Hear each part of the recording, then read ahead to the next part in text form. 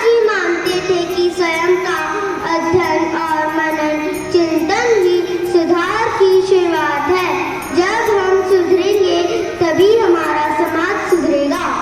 सत्संग साप्ताहिक रूप से सत्संग का होना परस्पर शिक्षा ज्ञान के आदान प्रदान को बढ़ाने के साथ साथ आपस में आध्यात्मिकता की भावना को बढ़ाता है।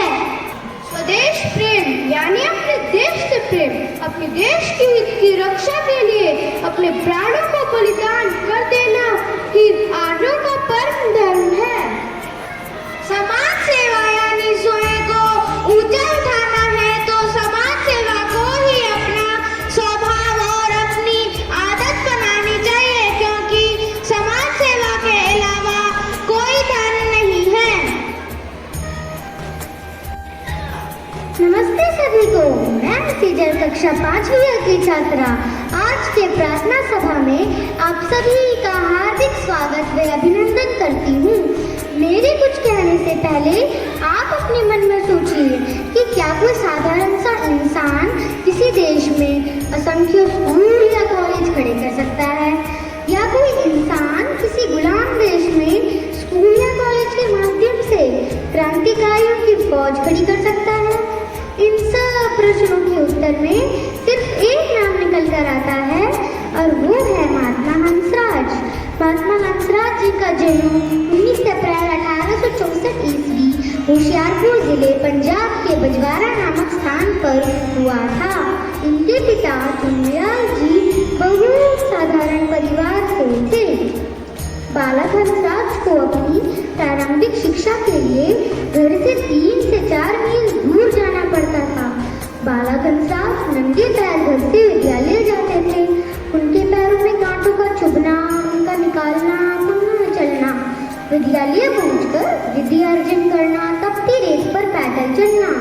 बालक हंसराज की कोमल त्वचा जो उन्हें कुछ दूर चलने के बाद तख्ती पर खड़ा कर देती और आराम मिलने के बाद पुनः चल देना, शायद यही कारण था कि उनमें अपार शक्ति व तपस्या के भाव पैदा हुए। कहते हैं समय तथा लहरें किसी के लिए नहीं रुकती और अब महात्मा हंसराज जी 19 वर्ष के हुए।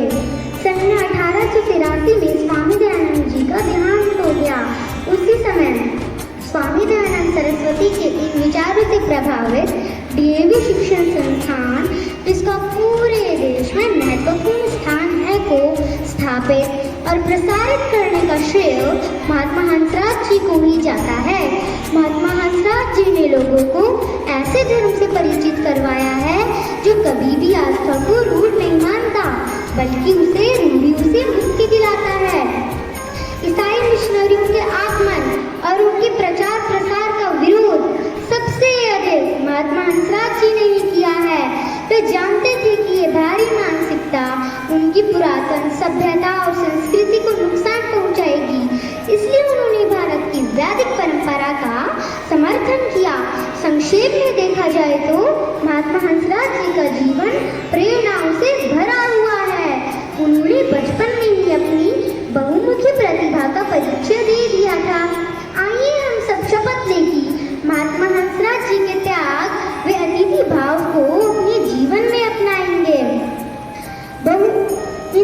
मैं इन निम्न पंक्तियों के साथ अपनी वाणी का विराम देती हूँ। बहुत कुछ बदल गया, बहुत कुछ बदलना बाकी है। मेरा कल मुझे आज लिखना बाकी है। रात की ठंडक से पहले धूप में जलना बाकी है। जो देखे हैं सपने उन्हें पूरा करना बाकी है।